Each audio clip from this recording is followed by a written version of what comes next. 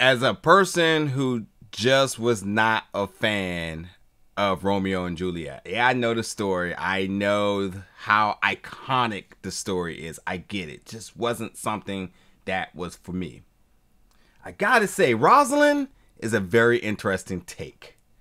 Let's jump into my review of the new film, Rosaline.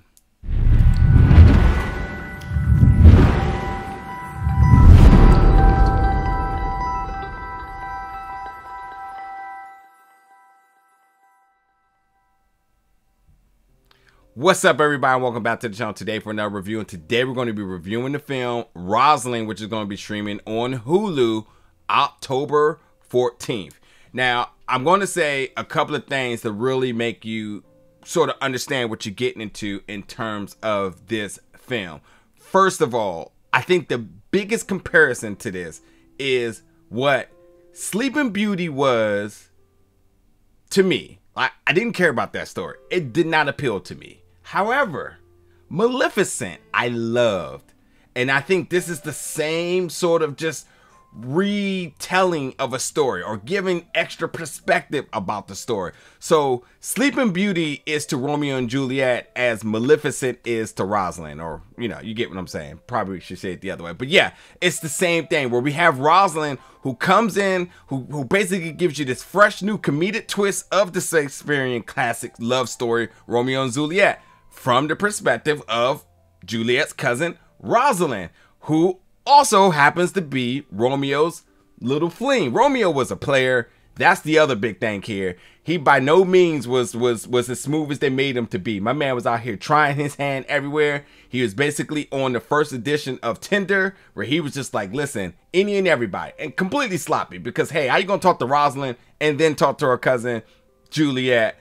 Not to mention, you already got this whole family dynamic that's an issue, and you just don't care. So, you know, but as I said, what's interesting about this is that very different perspective of the story, like filling in the gaps, kind of being a fly on the wall at times to the core story that we know. So like the same thing with Maleficent, we knew a lot about what was happening with Sleeping Beauty, but we never kind of knew what happened with Maleficent until upon that critical moment where Maleficent was considered the bad guy, you know? So I really did appreciate that. And if anybody who loves those stories or those retellings or a fresh take on these stories, I think you easily want to jump into Rosaline. Now, I did mention this has a comedic twist. Yes, sure, but like none of the jokes landed for me. It again, and I think it has a lot to do because it really didn't appeal to me. I don't think I'm the demo for this.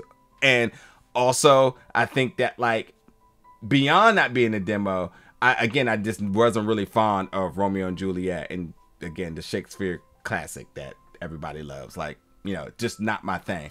I'm also not really into musicals as well. So like, you know, again, another aspect of like certain bit of stories don't appeal to me, but I am still interested just to see what it may do. So having a mindset knowing that that's not really my genre, and etc. Coming into this, I gotta say, like, again, the jokes didn't really land for me. The film was kind of slow at times. And then halfway through it, I was kind of wondering, like, why are we even getting this? But then by the second half, I thought things really started to kick into gear. I thought the acting was really good. Kaitlyn Dever, who plays Rosaline, really starts to grab your attention as you get more and more into the film.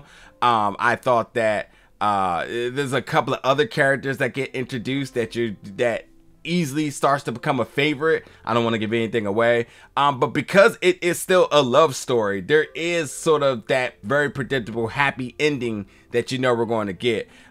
So with that being said, this did fill in the gaps. There was exaggeration, you know, getting more about the character of Romeo. Got girls fighting over him, got cousins fighting over him, and also.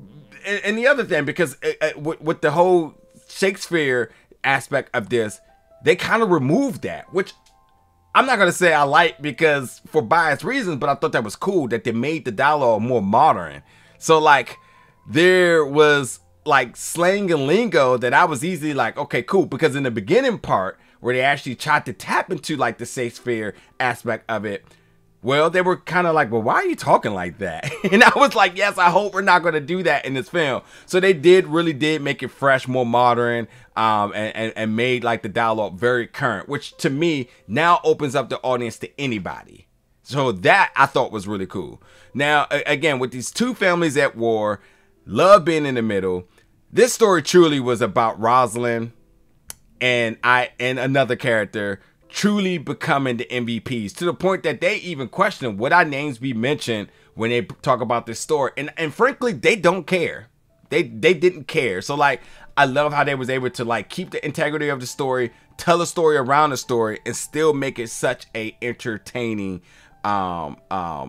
refreshing take that just took a little while to get to the point where I can really start to enjoy it. So I think if you were interested in this to any stretch, I think you will enjoy it. If you have your hesitations as to like why, I think you should probably still give it a chance just to kind of see what it does for you.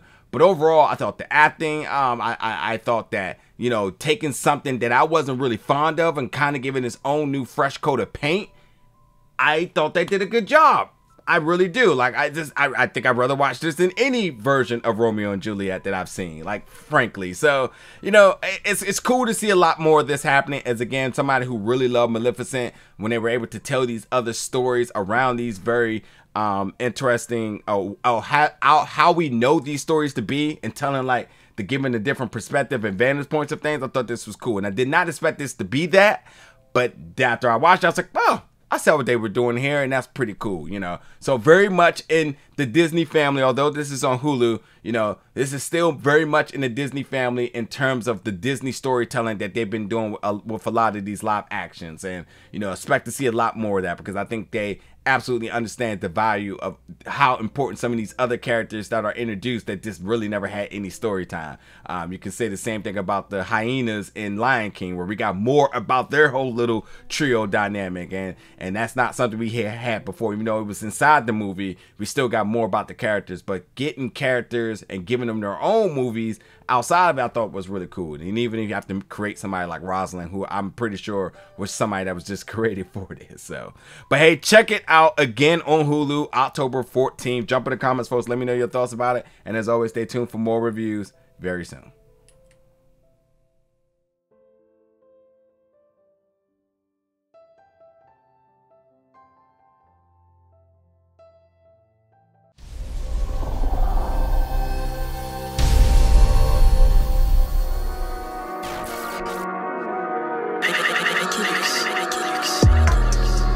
Big gold bell.